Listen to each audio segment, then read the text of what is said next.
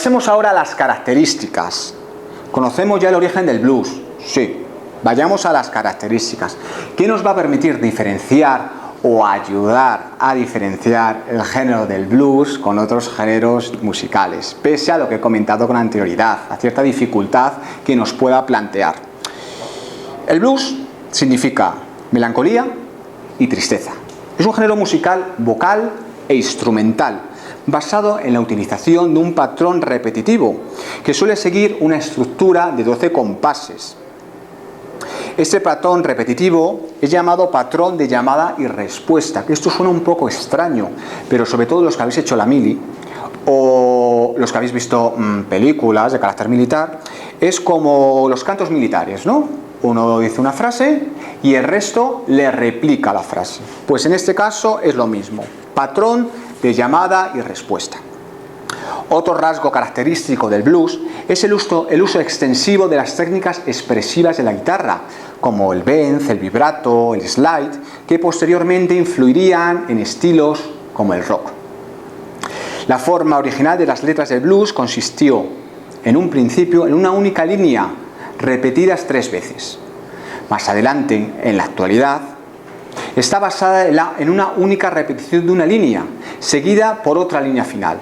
No os preocupéis que ahora vamos a ver un ejemplo, que esto suena más complicado de lo que parece. Los primeros blues con frecuencia tomaban la forma de narración y explicaban las penas personales en un mundo en el que se encontraban dichos cantantes, un amor perdido, la crueldad de los agentes policíacos, la opresión de los blancos. De hecho, gran parte de los blues contienen letras más realistas, lo que les diferencia de otras músicas de la misma época.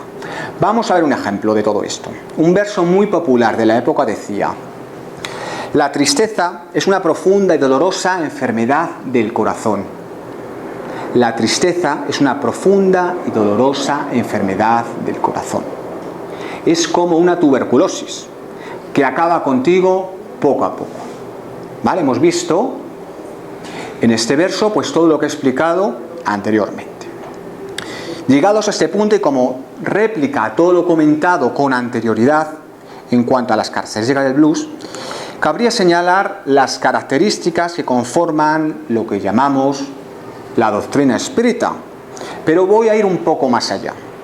He intentado sistematizar en grandes rasgos, puesto que soy consciente de que muchas personas que nos están viendo pues no saben muy bien de qué va esto del espiritismo, así que he sintetizado en solo 9 puntos lo que sería el ABC del espiritismo. Es algo muy sencillo. Yo os emplazo, si queréis desarrollar alguno más de estos temas, pues que ya cuando volvamos a la verdadera normalidad, los jueves, pues aquí os esperamos y hablaremos de todos los temas que voy a tocar ahora mismo. Punto número 1. Dios es la causa primera de todas las cosas.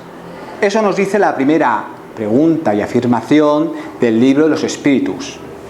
Dios es eterno, inmutable, inmaterial, único, todopoderoso y soberanamente justo y bueno. Y como siempre digo, cuando nos referimos a Dios no hablamos ya de alguien físico, ni de alguien con ningún tipo de connotación antropomórfica, sino de algo mucho más superior a nosotros. Por eso muchas veces cuando oigo que la gente habla tan constantemente de Dios, algo que no llegamos a comprender, me hace sopesar el poco conocimiento que tenemos de algo tan inmenso que apenas llegamos a entender. Punto número 2. La existencia de espíritus, obviamente, es la base del espiritismo. Estos son seres individuales, los llamados seres inteligentes de la creación. Pueblan el universo dentro del mundo material. Es en constante evolución. Para encarnar al mundo material, el espíritu se une al cuerpo físico por medio del perispíritu, que es la envoltura que nos rodea. Tercer punto es el fenómeno de la mediumnidad. A través de este fenómeno, el espíritu puede comunicarse con espíritus desencarnados a través del medium. De esta forma, el espíritu envuelve al medium y el espíritu habla a través del medium, comunicándose con el adoctrinador, que es la persona que es la encargada un poco pues, de establecer la comunicación y de hacer las preguntas pertinentes. Otro punto importante es la ley de la causa y efecto, que es el mecanismo de retribución ética universal, según la cual nuestra condición actual es el resultado de nuestros actos y decisiones pasadas. Es decir, en función de cómo hayamos actuado en el pasado, así nos irá en el presente y en el futuro. Aunque muchas veces esto nos cueste entenderlo. Pero es así. Es así. De hecho, tener en cuenta que si todos fuéramos tan buenos como muchas veces pretendemos ser, pues no estaríamos encarnados donde estamos encarnados, aquí en la Tierra, que como decimos es un planeta de expiación y prueba. El quinto punto que me gustaría tocar es el tema de la reencarnación, que es el proceso natural que permite al espíritu volver a encarnar con el fin de evolucionar, para expiar faltas pasadas, para ayudar a sus semejantes, para perfeccionarse. Es un proceso circular que puede abarcar una infinidad de reencarnaciones. De hecho, la reencarnación puede llevarse a cabo en diferentes ámbitos sociales, diametralmente opuestos, incluso en géneros diferentes. Quien era mujer en una encarnación puede ser hombre en otra. No pasa nada, pero siempre por un motivo, un porqué, y es la mejora espiritual. Otro punto que me interesa en particular es la pluralidad de los mundos habitados. La Tierra, obviamente, no es el único planeta con vida en el universo. Los espíritus pueden encarnarse en múltiples planetas de muy diversas galaxias, dependiendo de su grado de progreso. Ya hemos dicho que este planeta en el que estamos no es un planeta de mucho progreso, tiene una vibración media tirando a baja. Según vayamos aumentando nuestra vibración, iremos encarnando en planetas superiores, en planetas de una mayor espiritualidad. El séptimo punto que me gustaría tratar con todos vosotros es la ley, muy importante también, del libre albedrío. Es decir, cada uno somos actores principales de nuestra propia vida. Nosotros somos los que tomamos las decisiones, muchas veces a través del ensayo y el error, para poder evolucionar, que debe ser uno de nuestros máximos objetivos. Partiendo siempre de la base que la espiritualidad mayor no establece premios o castigos. ¿Te has portado bien? Bien por ti. No hay premios ni castigos, sino que somos nosotros mismos cuando desencarnemos, cuando nos juzgaremos en función de lo que hemos hecho y de lo que no hemos hecho, que muchas veces se nos olvida este punto.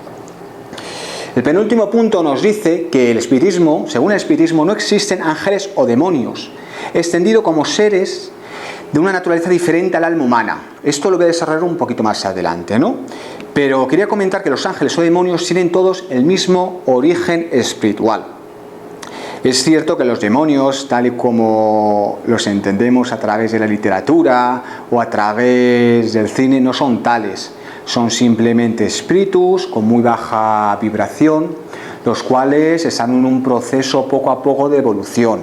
Es decir, no van a estar para la eternidad en el bajo astral, no van a estar en los infiernos, como se dice popularmente, no, sino que todo dependerá de su lento grado de evolución. Y por último, pero muy importante, comentar que la caridad debe ser siempre la base del espiritismo. Los médiums no son más que unos canales de comunicación mediante los cuales los espíritus se ponen en contacto con nosotros. Y esta afirmación, que puede parecer muy sencilla, es una de las grandes contradicciones que vivimos en el día a día. ¿Lo que se recibe gratis? Pues sí, se debe dar gratis. Pues al fin y al cabo los que trabajan son los espíritus, y que yo sepa, no nos pasan la nómina a final de mes. Estamos aquí para ayudarnos los unos a los otros, porque lo que uno da es lo que recibe. Muy bien, pasemos ya al último tema de la conferencia. Vamos a hablar un poco de los nexos, de las uniones entre la música blues y el espiritismo. Hemos dicho que el espiritismo está presente en todas las facetas de nuestra vida, además del arte, por supuesto. Pues el ser humano, nosotros, tu charcutera de confianza, somos unos cuerpos, unos brazos, unas piernas, sí, pero somos sobre todo espíritu, y de ahí que el espiritismo nos rodee en cada momento. Pensemos ahora en esas figuras del blues que muchas veces nos han acompañado en lo que llamamos la banda sonora de nuestra vida. A lo mejor nos vienen nombres a la cabeza, o a lo mejor no. No pasa nada, sin problema, no pasa nada. Yo os voy a proponer una lista de solo 3 cantantes de blues que personalmente, de forma subjetiva, me parecen los mejores intérpretes de blues de la historia. No solo por el éxito que tuvieron, sino por la repercusión en generaciones posteriores. Ya sabéis que muchas veces la calidad no tiene nada que ver con el éxito. Lo vamos a ver. Primero os voy a presentar a Howlin' Wolf, nacido en 1910 en Mississippi. Poseía una voz singular e irrepetible, siendo además un portento en la guitarra y un gran armonicista. Sin duda, su gran envergadura jugó a su favor. Ahí donde le veis, medía casi 2 metros y pesaba casi 130 kilos, lo que le dotaron de unas facultades únicas. Fue de los pocos, por no decir el único, que estuvo alejado de toda la atmósfera del alcohol, el juego y las mujeres, propios de los ambientes cercanos al blues. Siempre fue un gran profesional. Luchó por pagarse una educación y es de los poquitos, ya os digo, que no pasó penurias. Fijaos, los entendidos dicen que el sonido de Howlin' era como un montón de presos picando piedra bajo el sol. Si lo dicen ellos, bueno, por algo será. Ahora pasamos al siguiente, Muddy Waters, nacido también en Mississippi, 5 años después, en 1915. Tiene una voz única, una voz reconocible dentro del estilo que estamos tocando. Hasta 1983, año en el que falleció, tuvo una carrera constante y nunca dejó de tocar. En la década de los 40 se ganó la reputación de los músicos. En la de los 50, el reconocimiento del público negro. En los 60, gracias a los bluesman ingleses, se dio a conocer en Europa, entre el público blanco. Y pese a unos años 70 un poquito más flojos, los 5 últimos años de su vida, gozó del reconocimiento mundial, recibiendo homenajes por todo el mundo. Vamos a ver el último. Yo creo que el último sí puede sonaros, porque este hombre es el blues. Este hombre es B.B. King, uno de los artistas más prolíficos, no solo en los temas que estamos tratando, sino en la música en general. Nace en 1925. ¿Dónde puede nacer? Pues como todos, en Mississippi. Y desde los años 50 hasta apenas hace 5 años que desencarnó, se ha mantenido como cabeza visible del género. Siempre acompañado de su guitarra Lucille, que tocaba de manera sutil y nunca en exceso. Fue conocido también por su prolífica nómina de actuaciones. Fijaos, en la década de los 70 llegaba a dar entre 250 y 300 conciertos al año. Impensable a día de hoy.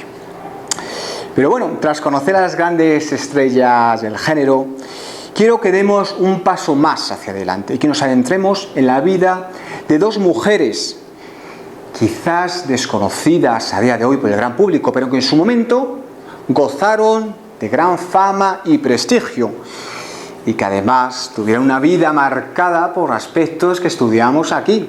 Estuvieron marcadas por el mundo espiritual. Vamos a conocerlas. Mira, la primera de ellas, Bessie Smith, conocida como la emperatriz del blues, siendo la cantante más popular de los años 20 y 30, la más influyente también. De hecho, se convirtió en una de las cantantes mejor pagadas de la época. Huérfana a muy tierna edad, saltó a las calles para poder ganarse la vida, pidiendo dinero en las aceras para poder mantener a sus 5 hermanos. El primer empleo fue de bailarina, luego montó su propio espectáculo y finalmente fue descubierta en un club de Alabama, y de ahí al estrellato. Fijaos hasta qué punto Bessie gustaba a las masas, que en 1923 llegó a vender más de 750.000 discos. En poco más de una década, llegó a ser una figura indispensable en cualquier festival que se preciara. Su grabación, el llamado St. Louis Blues, fue considerada la mejor de los años 20. Aunque su sueño, la verdad es que duró poco, hasta la Gran Depresión. Cayeron los contratos, el vodevil cerró sus puertas y Bessie volvió a ser una cantante negra en un mundo de blancos. Pero bueno, ella volvió a retomar sus giras y en los estados sureños de Estados Unidos siguió manteniendo su popularidad. Pese a eso, su pesadilla económica nunca pasó. Poco a poco fue rescindiendo su contrato y pese a tener más de 160 canciones grabadas y millones de discos vendidos, apenas recibió una pequeña fracción del dinero. Faltaba lo peor. La noche del 26 de septiembre de 1937, en un estado de embriaguez, borracha vaya, el auto en el que viajaba chocó contra un camión. No murió en ese momento, pero es cierto que no volvió a ser ella, no volvió a recuperar la conciencia. Se dijo que se negaron a atenderla en un hospital de blancos por ser negra. Ya vemos que no ha cambiado mucho la cosa a día de hoy. Como he dicho con anterioridad, Bessie tuvo una infancia complicada, por no decir muy difícil, teniendo que mendigar en las calles para poder subsistir y poder alimentar a sus 5 hermanos. De hecho, de esta época data el episodio que os voy a narrar a continuación. Cuentan sus biógrafos que una noche que Bessie llegaba a la pobre habitación que tenía alquilada y que vivía con sus hermanos, se encontró una luz resplandeciente en la puerta. En ese momento pensó que quizás esa luz fuera como consecuencia del hambre que poseía, que venía arrastrando desde hace días. Pero según narra ese ángel, como ella se refería con posterioridad al contar esta anécdota, la tranquilizó, tan solo sonriéndola. La experiencia apenas duró unos segundos, pero según contó la propia Bessie, a partir de ese momento solo una idea empezó a rondar por su cabeza. Debía cantar para ganarse la vida. De hecho, a partir de ese momento empezó a cantar. Se inició en el mundo del blues y ya habéis visto lo que consiguió. Bessie lo atribuye a un ángel, un ser alado, como vemos en la imagen, con hábitos blancos que irradiaba energía, que irradiaba luz.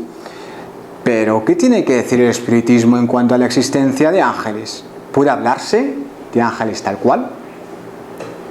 Vayamos por ello a los textos y comprobemos lo que nos dice uno de los libros más importantes del espiritismo, que es El cielo y el infierno. Aunque con diversas denominaciones, todas las religiones tienen ángeles, es decir, seres superiores a la humanidad, intermediarios entre la alta espiritualidad y los hombres. De hecho, la creencia en los ángeles es parte inherente del dogma de muchas religiones. Según el espiritismo, no se puede poner en duda la existencia de seres dotados de todas las cualidades atribuidas a los ángeles. Debemos partir del hecho de que los espíritus son creados, simples e ignorantes, es decir, sin un conocimiento previo ni del bien ni del mal, pero adecuados a su correcta evolución. El trabajo es el medio para sus logros y el objetivo es la perfección. Esa perfección, como hemos visto con anterioridad, se consigue a través del libre albedrío y es consecuencia directa de los esfuerzos que cada uno de nosotros tenga. Por ello, Dios no creó ni el bien ni el mal per se, sino que somos todos nosotros, en función de nuestros actos, en función de cómo nos comportamos, los cuales inclinaremos la balanza hacia un lado o hacia el otro. Los ángeles son pues las almas de los hombres que alcanzaron el máximo grado de perfeccionamiento. Pero claro, llegar a ese grado de perfeccionamiento no es tan sencillo. Deben trabajar de forma constante durante muchas y muchas reencarnaciones. Obviamente, como todos lo sabéis, el planeta en el que estamos encarnados es un planeta de trabajo constante, no nos engañemos. A través de cada reencarnación se nos da una nueva oportunidad para seguir evolucionando. ¿Que tenemos errores? Pues sí, es natural, pero es importante identificarlos y solventarlos. ¿Alcanzaremos en algún momento alguno de nosotros estas esferas tan superiores? Pues sí, estoy seguro que sí. Claro, ¿cuándo? Pues falta mucho tiempo, necesitamos muchas reencarnaciones para seguir evolucionando, pero bueno, no nos desanimemos, porque el hecho pues ya de plantearnos si hay algo más, qué podemos haber estado haciendo para fallar o para estar donde estamos, ya nos hace ganar muchos puntos. Así que bueno, tiempo al tiempo y trabajemos, que es lo importante. En cuanto a si vio o no a un ángel, tal y como nos contó, pues a ver, no podemos ni negarlo ni afirmarlo. Lo importante es que este hecho marcó su vida, cambió su futuro. Y aquí me gustaría hacer un paréntesis. Es frecuente que muchas veces vengan personas a los diferentes centros espíritas con la intención de ver un espíritu. Yo quiero ver un espíritu. Y si no lo ven, es que no existe. Eso es como si yo me plantara en la Gran Vía y dijera, quiero ver una aurora boreal. Y como obviamente no la voy a ver, pues pienso, no existe. Pues en este caso es lo mismo. El hecho de no verlo no quiere decir que no exista. Yo no veo el amor, yo no veo corazones que salen de mi cabeza, y pese a eso siento ese sentimiento. Lo importante es lo que digo, no es el fenómeno en sí, sino las enseñanzas y consecuencias de dicho fenómeno. Venga, vamos con nuestra última protagonista, que la tenemos aquí, Willie Mae Thompson, conocida entre el círculo de la música como Big Mama, debido a su tamaño y a su poderosa voz, siendo una de las mujeres más importantes del blues, sí, una de las pocas mujeres que se hizo un merecido hueco en el panorama de la época, en un estilo en el que predominaban los hombres. Nació en 1926 en Alabama y fue otra historia más, de hija de padre predicador y madre cantante de gospel. Por lo tanto, desde pequeña siempre estuve en contacto con la música. Big Mama se dedicó a la música desde muy joven. De hecho, en los años 40 pertenecía a diferentes grupos y ya en los años 50 firmó su primer gran contrato. De esa época data su mayor éxito, el tema Hound Dogs, que grabó en 1952, consiguiendo el número 1 de las listas. Tema que la hizo muy famosa, pero que no la reportó casi dinero. A pesar de algún tema puntual, la verdad es que ya en los inicios de los años 60 su carrera se había apagado y se instaló en San Francisco, donde actuaba en pequeños locales para ganarse la vida. Pero Big Mama era un hueso duro de roer. Tenía una personalidad apabullante. Era abiertamente lesbiana, vestía como un hombre, pero bebía por dos. Y nunca dejó que nadie le levantara la voz ni que la tomara el pelo. De hecho, se dice que en el bolso siempre llevaba un arma y una botella de licor. Y llegó a exigir su dinero por algún concierto a guantazos. De hecho, incluso la policía prefería no meterse con ella. A mediados de los 60, con la fiebre del resurgimiento del blues en Europa que hemos comentado, su carrera vivió una segunda juventud.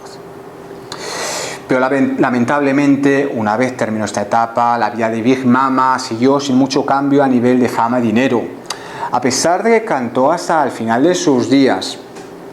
Pero con el paso de los años se fue consumiendo por el alcohol y por problemas de salud, lo que le hicieron consumirse.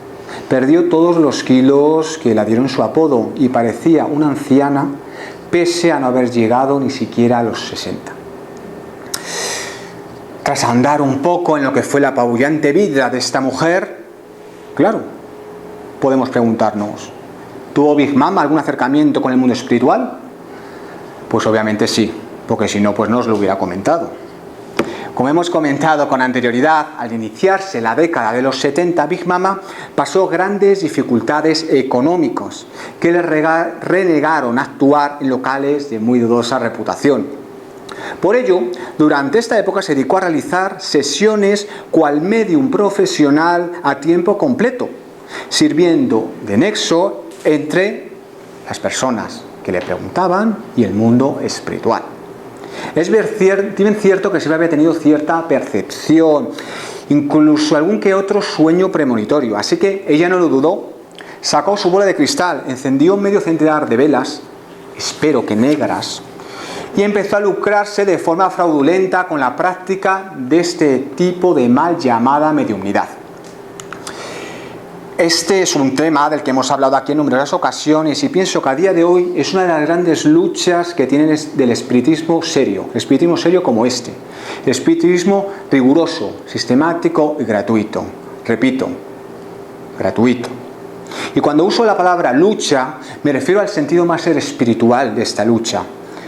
Poco nos debe preocupar lo que piensen los demás de nosotros, pero es cierto que debemos asentar y exponer en días como hoy lo que la mediunidad seria tiene que decir, y si es preciso desmentir ideas equivocadas, así se hará. A día de hoy, cualquier objeto puede ser fruto de la explotación, y cuando hablamos del mundo inmaterial, aún más. Es muy común toparnos con supuestos mediums, con supuesta mediunidad, que previa remuneración económica son capaces de comunicarse con nuestros seres queridos o dar respuestas a nuestras preguntas, sobre todo de índole material. Y no solo hablo, en este caso, de una remuneración económica para los medios, no. Ese interés puede materializarse en ambiciones de toda clase. Una buena posición social, aparecer en los diferentes medios de comunicación e incluso publicar toda serie de libros. Todo ello es algo que a los espíritus inferiores les encanta, lo disfrutan muchísimo, les encanta este tipo de mediunidad. ¿Por qué? Daos cuenta que dinos cómo eres y te diré qué tipo de espíritus te rodean. Si eres una persona con buenas intenciones, amigable, con una tendencia a hacer el bien, significará que tienes un estado vibracional pues medio alto. Por lo tanto, los espíritus que te acompañan tendrán tu misma franja vibracional.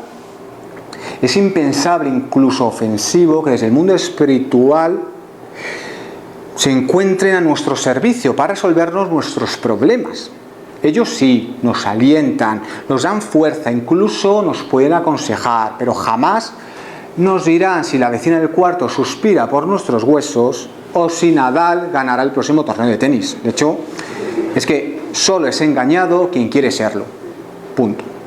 Por todo ello, y a modo de síntesis, podemos afirmar que la mejor garantía contra el fraude radica en la moralidad notoria de los médiums y en la ausencia de todas las causas de interés material o de amor propio, pues estas causas podían desembocar en un ejercicio inadecuado de las facultades que se poseen, o incluso en inducirlos a simular lo que no se posee.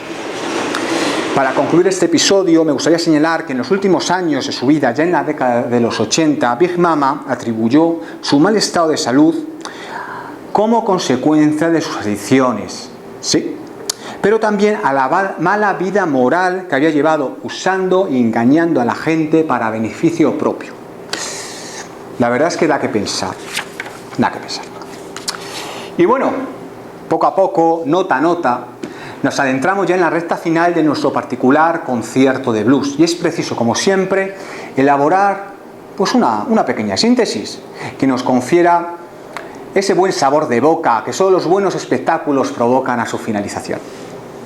Durante más de una hora hemos estado hablando de espiritismo y de blues, de una filosofía / forma de entender la vida y de un género musical, pues la verdad es que bastante en desuso a día de hoy.